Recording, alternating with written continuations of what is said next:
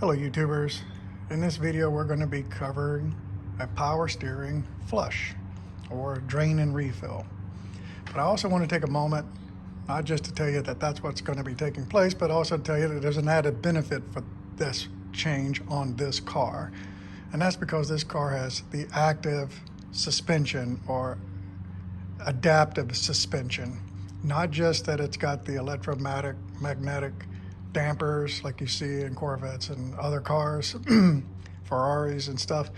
No, I'm not talking about the shocks, I'm talking about the sway bar. So this car has two hydraulically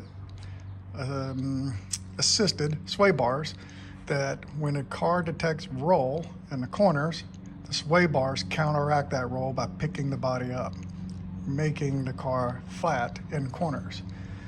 And so how that affects the power steering system, or how the power steering system affects the suspension, is that they both use the same fluid and the same reservoir. So by doing what we're about to do while we're targeting the steering system, just know that we have an added benefit that some of this fluid is going to be coming from the adaptive suspension, and it's going to have a positive effect on that because, well, we're putting in fresh fluid.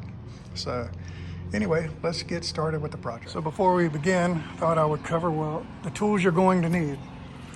So let me pull these out because you don't need those.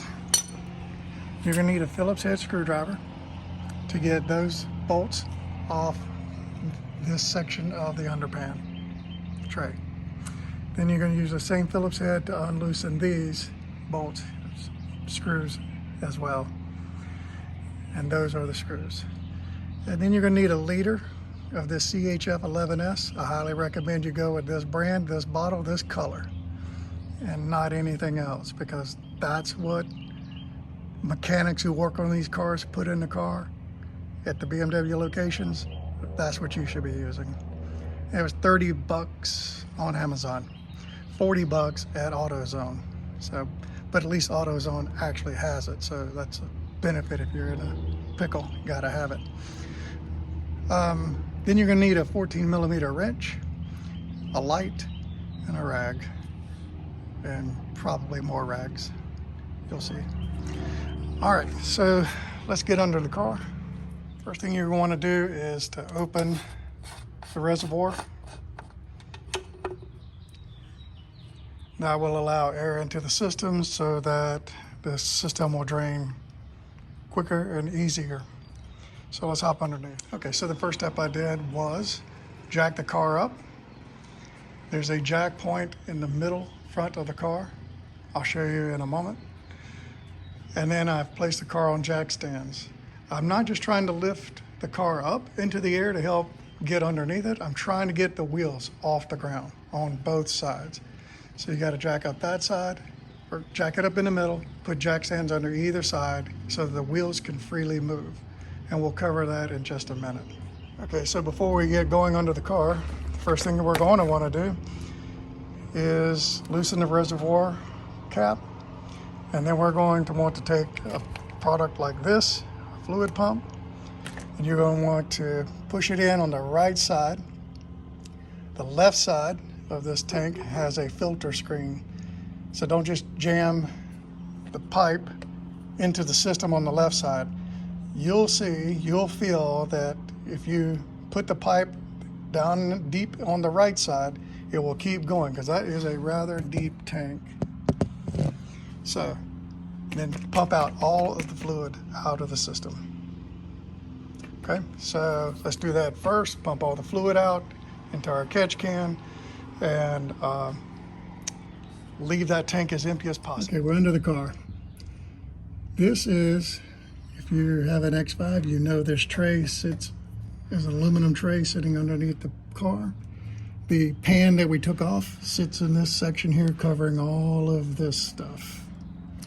So here is the nut we need to loosen with the 14mm wrench. This is your power steering rack, and this is the lowest point in the system. So what you're going to do is you're going to loosen that bolt as far as it will go. And you'll notice that the system will start draining the fluid out. So while it's draining, You can pull back on this thing with your finger, you can pull back on it, but it doesn't want to pull out of the rack. And I don't see any reason for you to have to pull that out of the rack completely for it to drain. Little patience, pulling it back just a little bit will cause the fluid to escape fast enough. And that way you're not worried about the O-ring that's sitting inside that banjo connection. I think it's a banjo connection. Anyway, I'll get blasted if it's not. So inside here is an O-ring, and no reason to pull it all the way out because you could mess up the O-ring or lose the O-ring altogether. So don't bother doing it. Pull it out just far enough so that the fluid can escape. And then when you're done draining here, you're not done draining the system. Let me go over why. So now that we've drained the fluid out, we've not reconnected the bolt back in there, the 14 millimeter nut back into the system. We've left it loose. What we need to do now is to rotate the tires manually by hand, which is why it's off the ground.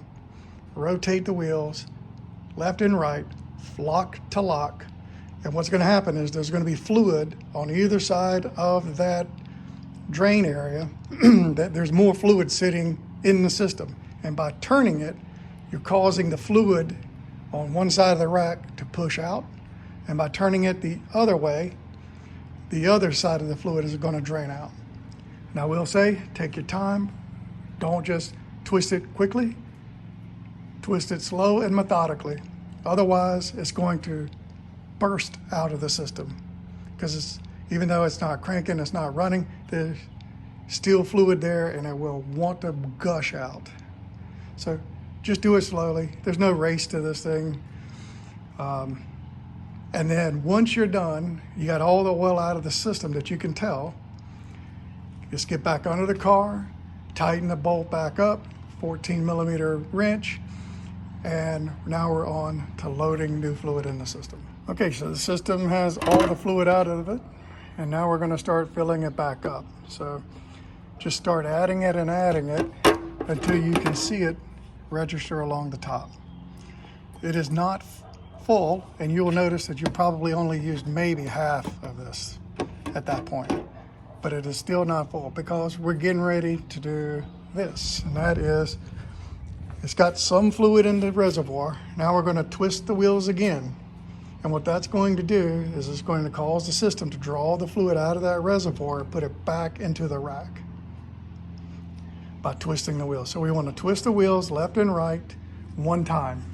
Come back up here, check your level again, keeping it probably no more than where you see it here on mine. Basically, it should just be right at the full mark, the max mark. Load more fluid in it, do it again. And you're going to find that you're going to use that entire liter through this process. Okay? So YouTubers, this was the process to flush the power steering system. Hope you liked the video, and if you liked the video and you found it helpful, like the video.